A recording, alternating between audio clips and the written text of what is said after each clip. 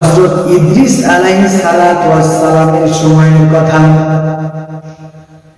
হযরত ইদ্রিস আলাইহিস সালাতু ওয়াস সালাম আল্লাহর এমন মুশকুল, এমন আল্লাহ প্রেমিক ছিলেন, সারাদিন রোজা রাখতেন, আল্লাহর ইবাদত বন্দেগী নিয়ে সব সময় ব্যস্ত থেকে থাকেন। আল্লাহ রাব্বুল আলামিন তার যখন প্রশংসা করছিলেন, হযরতে মালাকুল মউত আজরাইল আলাইহিস সালাতু ওয়াস সালাম বলেন, ও আল্লাহ রাব্বুল আলামিন, আমি এত নাম শুনেছি হযরত ইদ্রিসের, আমি তার সাথে সাক্ষাৎ করে তার মন হতে চাই। আল্লাহ রাব্বুল আলামিনের পারমিশন নিয়ে মালাকুল মউত হযরত আজরাইল আলাইহিস সালাম রওনা দিয়ে হযরত ইদ্রিস আলাইহিস সালাতু ওয়াস সালামের বাড়িতে পৌঁছে গেলেন। ইফতার করার পরে হযরত ইদ্রিস আলাইহিস সালাতু ওয়াস সালাম একটু ঘরের মধ্যে ইবাদত করছিলেন। এমন সময়তে কে যেন সে বাইরে কড়া নাড়তেছে। কড়া নাড়া দেখার পরে এটা শুনতে পেয়ে হযরত ইদ্রিস আলাইহিস সালাতু ওয়াস সালাম তার ইবাদত থেকে উঠে গেলেন। ইবাদত থেকে ওঠার পরে তিনি জিজ্ঞাসা করলেন, কে? ওই পাশ থেকে জবাব আসলো, আমি মালাকুল মউত। মালাকুল মউত কথাটা শোনার পর হযরত ইদ্রিস আলাইহিস সালাতু ওয়াস সালাম দরজাটা খুলে দিলেন। এখন বলেন তো, আমরা যদি এমন যদি হতো, এমন যদি আমাদের সাথে যদি হতো যে স্বয়ং মালাকুল মউত হযরত আজরাইল আলাইহিস সালাম এসে দরজায় যদি ডাকতো, আমরা কি করতাম বলেন? এমন অস্থির হয়ে যেতাম, পালায়া চলে যাওয়ার চেষ্টা করতাম না? করতাম না? পালিয়ে চলে যাওয়ার চেষ্টা করতাম। কিন্তু হযরত ইদ্রিস আলাইহিস সালাতু ওয়াস সালাম দরজাটা খুলে দিলেন, বললেন, কি ব্যাপার বলেন? হযরত ইদ্রিস আলাইহিস সালামের কথা শুনে হযরত আজরাইল আলাইহিস সালাতু ওয়াস সালাম বলছেন, ভাই, আমি এসেছি আপনার সাথে বন্ধুত্ব করার জন্য। সুবহানাল্লাহ।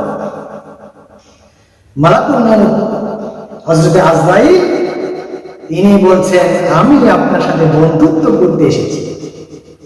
ফেরেশতারা কি মানুষের সাথে বন্ধুত্ব করে? কিন্তু তার এত গুণের কথা শুনেছে, শোনার পর সে মুক্ত হয়ে গেছে। মালাকুল মউত মুক্ত হয়ে বলছে, আমি আপনার সাথে বন্ধুত্ব করতে এসেছি। হযরত ইদ্রিস আলাইহিস সালাম খুশি হলেন না, বরং তিনি বললেন, আমি আপনার সাথে বন্ধুত্ব করতে পারি তিনটা শর্তে। কয়টা শর্ত? তিনটা শর্তে আমি আপনার সাথে বন্ধুত্ব করতে পারি। এক নম্বর শর্ত হলো, আমাকে আপনাকে মেরে ফেলতে হবে।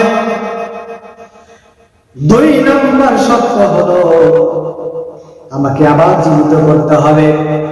তিন নম্বর শর্ত হলো, জান্নাত এবং জাহান্নাম দেখাইতে হবে। যদি আপনি এই তিনটা শর্তে যদি আপনি রাজি হয়ে যান, আমি কথা দিচ্ছি, আমি ইদ্রিস আমি আপনার সাথে বন্ধুত্ব করব। কয়টা শর্ত?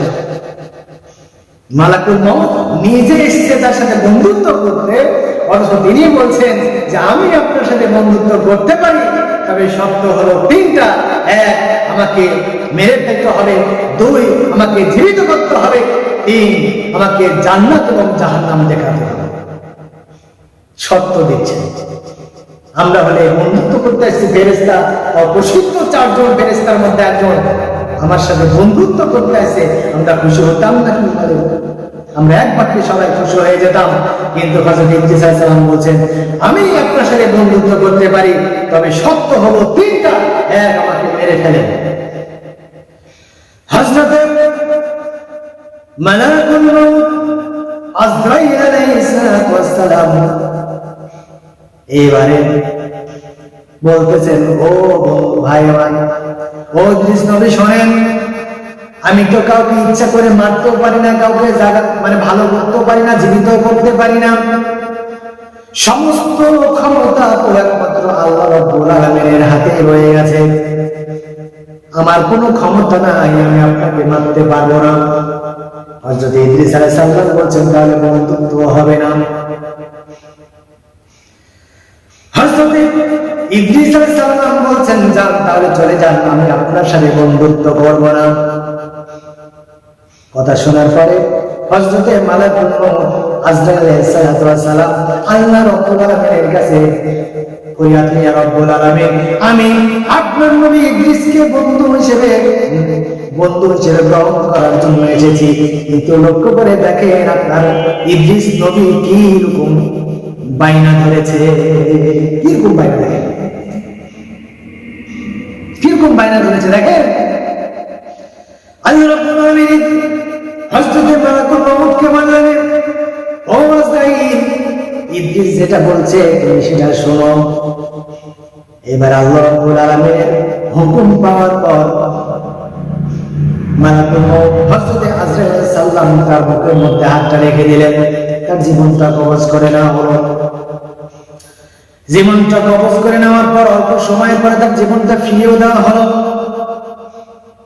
হযরত ইদ্রিস আলাইহিস সালাম মালাকুল মউত হযরত আজরাইল আলাইহিস সালামকে বলছেন, ও ভাই, ও মালাকুল মউত আজরাইল, আপনি কি এত রকম কষ্ট দিয়েই মানুষকে মারেন নাকি?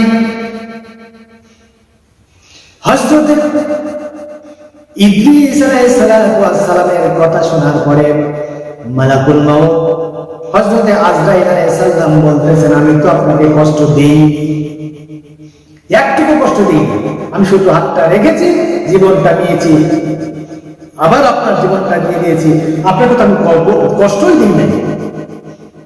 কেন, আপনি কি কষ্ট অনুভব করেছেন? মালাকুল মউত হযরত ইদ্রিস আলাইহিস সালামকে জিজ্ঞেস করলেন, আপনি কি কষ্ট অনুভব করেছেন নাকি?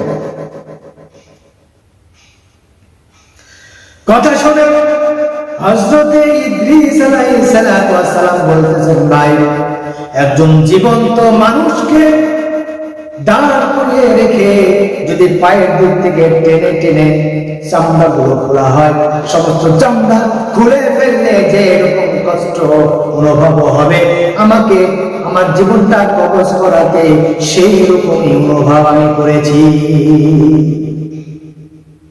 মানে একটা জীবন্ত মানুষের চামড়া যদি টেনে টেনে খোলা হয়, সে যেই রকম ওই মানুষটা যেই রকম কষ্ট পাবে, হযরত ইদ্রিস আলাইহিস সালাম বলছেন আমি সেই রকম কষ্টই অনুভব করেছি। তাহলে প্রথমটা হয়ে গেল, প্রথম সত্যটা শেষ, জীব মেরে ফেলা হলো, তাকে আবার জীবিত করে দেওয়া হলো, প্রথম ব্যাপারটা শেষ হয়ে গেল। এবার বলছেন আমার 2 নম্বর সত্য, 3 নম্বর সত্য হলো আমাকে জান্নাত এবং জাহান্নাম দেখাতে হবে। তিনি বললেন আমি তো এটা করতে পারি না। আল্লাহ বলছেন আপনি আল্লাহর কাছে পারমিশন নেন। হযরত মালাকুল মউত আজরাইল আলাইহিস সালাম আল্লাহর কাছে দোয়া করলেন, আল্লাহ রাব্বুল আলামিন আপনি পারমিশন দেন, আমি আপনার নবীকে নিয়ে একটু জান্নাতটা দেখাইতে যেতে চাই। আল্লাহ বলছেন ঠিক আছে, যাও নিয়ে যাও। অর্ডার পাওয়ার পরে হযরত আজরাইল আলাইহিস সালাম হযরত ইদ্রিস আলাইহিস সালামকে নিয়ে আসলে রওনা দিলেন। রওনা দিয়ে তিনি জাহান্নামের দরজার কাছে গিয়ে ছেড়ে দিলেন। জাহান্নামটা সুন্দরভাবে পরিদর্শন করলেন হযরত ইদ্রিস আলাইহিস সালাম। বের হয়ে আসলেন, আসার পরে বলছেন চলুন আমাকে জাহান্নাম তো দেখানো হলো, চলুন এইবার আমাকে জান্নাতটা দেখান। বলছেন শুনেন, হযরত মালাকুল মউত বলছেন শুনেন, জান্নাত কিন্তু অত্যন্ত সুন্দর একটা জায়গা, আপনাকে কথা দিতে হবে যে আপনি জান্নাতে ঢুকবেন এবং বের হয়ে আমার সাথে আবার দুনিয়াতে যাবেন। হযরত ইদ্রিস আলাইহিস সালাম বললেন আমি এইটুকু কথা দিতে পারি যে আমি জান্নাত থেকে বের হয়ে আসবো, এটা কথা দিলাম, আমি জান্নাতে ঢুকবো, আমি বের হয়ে আসবো, এটা আমি আপনাকে কথা দিলাম। কথা শোনার পরে হযরত ইদ্রিস আলাইহিস সালামকে জান্নাতের গেটের মধ্যে হযরত মালাকুল মউত এসে রেখে দিলেন। দরজার মধ্যে যখন রেখে দেওয়া হলো, হযরত ইদ্রিস আলাইহিস সালাম দরজার সামনে তার জুতাগুলো রেখে খালি পায়ে জান্নাতের মধ্যে ঢুকে চলে গেলেন। সুবহানাল্লাহ, জান্নাতের মধ্যে খালি পায়ে ঢুকে গেলেন। অনেক সময় হয়ে যায়, বাইরে থেকে মালাকুল মউত আজরাইল আলাইহিস সালাম ডাকতেছে, ও ইদ্রিস নবী আসেন, ইদ্রিস নবী আসেন, যাওয়ার তো সময় হয়ে গেছে, জলদি জলদি করে বের হয়ে আসেন। আজরাইলের ডাক শুনে হযরত ইদ্রিস আলাইহিস সালাম বাইরে চলে আসলেন। বাহিরে আসার পর অল্প সময়ের মধ্যে আবারও তিনি দৌড় দিয়ে ভিতরে ঢুকলেন জুতা নেওয়ার জন্য। জুতাটা পায়ের মধ্যে ঢুকিয়ে আবারও তিনি দৌড় দিয়ে জান্নাতের মধ্যে ঢুকে গেলেন। তিনি যখন জান্নাতের মধ্যে ঢুকে গেলেন, এইবার হযরতে মালাকুল মউত বলতেছেন, ইদ্রিস নবী জলদি করে বের হয়ে আসেন, আপনার দুনিয়ার মধ্যে যাওয়ার সময় হয়ে গেছে। জান্নাত তো থাকার জায়গা নয়, জান্নাতে আপনি থাকতে পারবেন না, জলদি করে বের হয়ে আসেন। হযরত ইদ্রিস আলাইহিস সালাম বলতেছেন, ও মালাকুল মউত শুনো, আল্লাহ রাব্বুল আলামিন পবিত্র কোরআনুল কারীমের মধ্যে বলেছেন, কুল্লু নাফসিন যায়িকাতুল মাউত, প্রত্যেকটা প্রাণীকে মৃত্যুর স্বাদ গ্রহণ করতে হবে। ও ইদ্রিস নবী বলেন, ও মালাকুল মউত বলেন তো, আমি মৃত্যুর স্বাদ গ্রহণ করেছি কিনা? কথা শোনার পরে মালাকুল মউত বলছেন, হ্যাঁ, আপনি মৃত্যুর স্বাদ গ্রহণ করেছেন। এইবারে মালাকুল মউতকে লক্ষ্য করে ইদ্রিস নবী বলছেন, আজরাইল আলাইহিস সালাম শুনেন, আল্লাহ রাব্বুল আলামিন বলেছেন মানুষকে জাহান্নাম দেখানো হবে, জাহান্নামে নিক্ষেপ করা হবে মানুষকে। ওই যে ও মালাকুল মউত বলেন তো, আমি কি জাহান্নামের মধ্যে গিয়েছিলাম কিনা? মালাকুল মউত বলছেন, হ্যাঁ, আপনি জাহান্নামের মধ্যে গিয়েছিলেন। এইবারে মালাকুল মউতকে লক্ষ্য করে বলতেছেন, মালাকুল মউত বলেন, আপনি আল্লাহ রাব্বুল আলামিন বলেছেন যারা জান্নাতের মধ্যে যাবে তারা জান্নাতে চিরস্থায়ী অবস্থান করবে, আবাদান আবাদান, ওই জায়গা থেকে তাকে বের করা হবে না। বলেন তো, আমাকে মৃত্যু দেওয়া হয়েছিল, আমি জাহান্নামের মধ্যে গিয়েছিলাম, এখন আমি জান্নাতে এসেছি।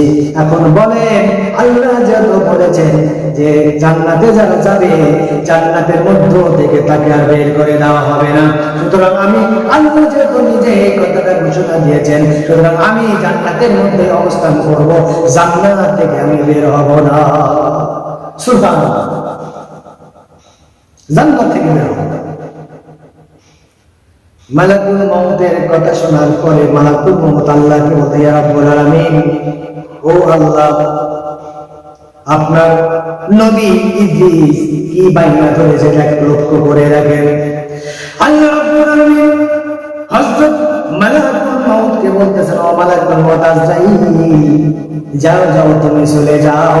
এইভাবে নির্ধারণ করা আছে হযরত ইদ্রিস আলাইহিস সালাম এইভাবে তিনি এখানে থেকে যাবে।